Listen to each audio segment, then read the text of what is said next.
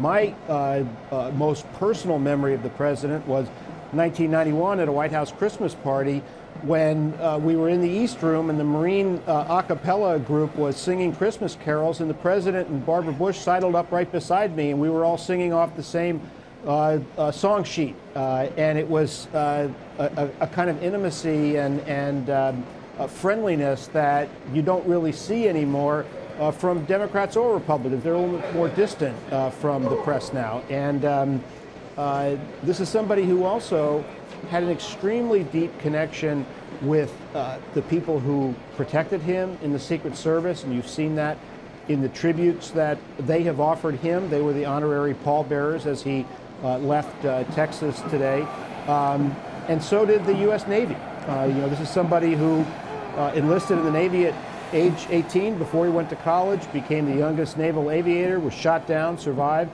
and was a war hero before he ever went to college. And the deep feeling that he had for family, for country, is something that we'll never forget.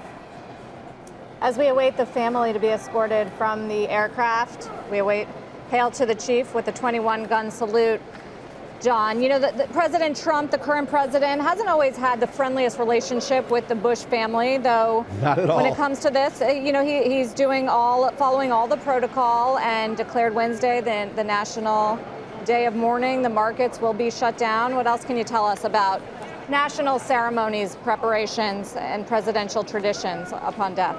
Well, I do think that the Trump White House is aware of the enormous well of affection within the country, wholly apart from politics, for George H.W. Bush. And so even though he had bitterly criticized the President H.W. Bush, recently mocked him for the points of light, said NAFTA was the worst deal ever. Of course, George H.W. Bush, as I mentioned a minute ago, was the one whose administration negotiated that deal. He is recognizing that this is a moment that for him to honor that national sentiment. He is going to the state funeral tomorrow, which is something that President George H.W. Bush wanted to happen because of his own reverence for tradition and national ceremony and respect for the office. He will not, President Trump will not speak at the funeral, and as you said, most of the family does not feel kindly toward President Trump at all. Nevertheless, we are going to have that state funeral, and I think that is exactly how George H.W. Bush wanted it to happen. And of course, John, of all the former presidents that will be attending, the focus most of all will be on his son, the 43rd president, the late President Bush 41, one of only two presidents to see that occur, their son take the office that they had assumed themselves. He jokingly would refer to his son, George W. Bush, as Quincy, because John Quincy Adams was the only previous son of a president, John Adams, to be elected to that high office. There was another tradition that George H.W. Bush shattered, of course, in 1988, which was not since Martin Van Buren in the early part of the 19th century had a sitting vice president been elected president. And so that became another gag line for George H.W. Bush. One of the gifts that he had, in addition to being very kind on a personal basis, he was also very self-effacing. He loved to make fun of himself, make fun of the fact that he didn't like to eat broccoli, or make fun of his inarticulateness sometimes. He did that very effectively in some of his political speeches. This is somebody who was real, and he showed it, and people felt it. What is the Bush brand of conservatism, and where does it stand today in the Republican Party, John? There's a lot being written about that, a lot being pondered about that. It's changing. Oh, there's no question it's changing. Remember, George H.W. Bush was not really a conservative growing up. He was a Republican.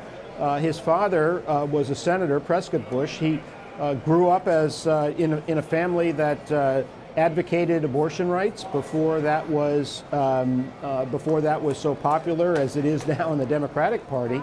But he ended up altering his views to accommodate the Republican Party he grew up in as it changed from an old school Eisenhower Republican Party to a Ronald Reagan Party.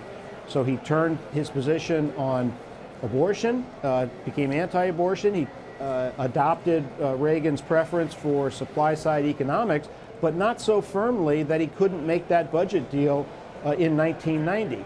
He was an internationalist. He would completely have rejected the protectionism that the current president's practicing, that sort of narrow America First doctrine. That was not for him.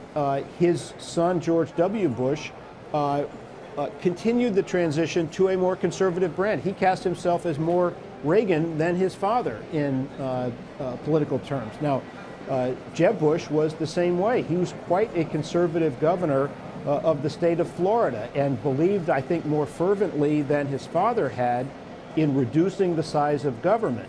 But given the way the party has changed, that place where Jeb Bush ended up being on the left-hand side of the party from Donald Trump and others, Ted Cruz and others seeking that 2016 Republican nomination. So right now, this is a Donald Trump party.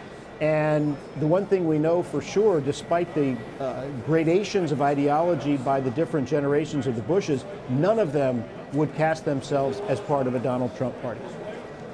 We're watching President George W. Bush, the eldest of the 4 Bush sons, and his wife Laura, along with his brother Neil Bush and their family, all being escorted off of Air Force One, where they're going to take part in a little ceremony here on the tarmac before President H.W. Bush's body is brought to the Russell Rotunda, Capitol Hill, where mourning and visitation will start at 7:30 p.m. Eastern. And there will, of course, be a hail to the chief and a 21-gun salute, and we will take that live. And John, I guess at times some people framed a slight competitiveness between the 2 Bush presidents, which was resolutely and correctly put to bed as an idea in the years following Bush 43rd's presidency.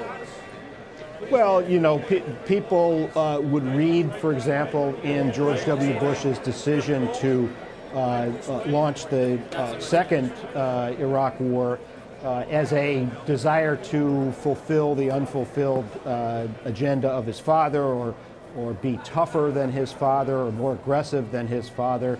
But they were different people, born in different times. They were extremely close as a family, and they both resented attempts to drive wedges in between them. And I must say, it's striking to watch both George W. Bush and Neil Bush walk off that tarmac, and you can just see the facial features of their father in both of them. I don't see Jeb Bush in the picture so far. He may be arriving separately, but yeah. No, that is one extraordinarily close family. Yeah, and to that point, President George W. Bush will be eulogizing his father at the National Cathedral. And there are others. You know, John, you mentioned Canada. It looks like the former Prime Minister Mulroney will be one of those that will also, Brian Mulroney, will also provide a eulogy.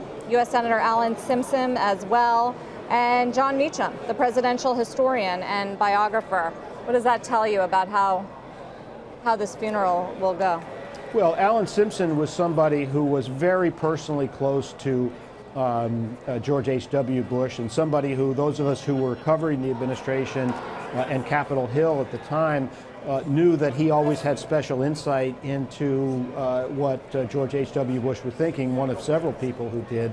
I think with Brian Mulroney, we're seeing the embrace of the international legacy of the president. Of course, Mulroney was part of the coalition that, and Canada was part of the coalition that George H.W. Bush put together for the war to oust Iraqi forces from Kuwait.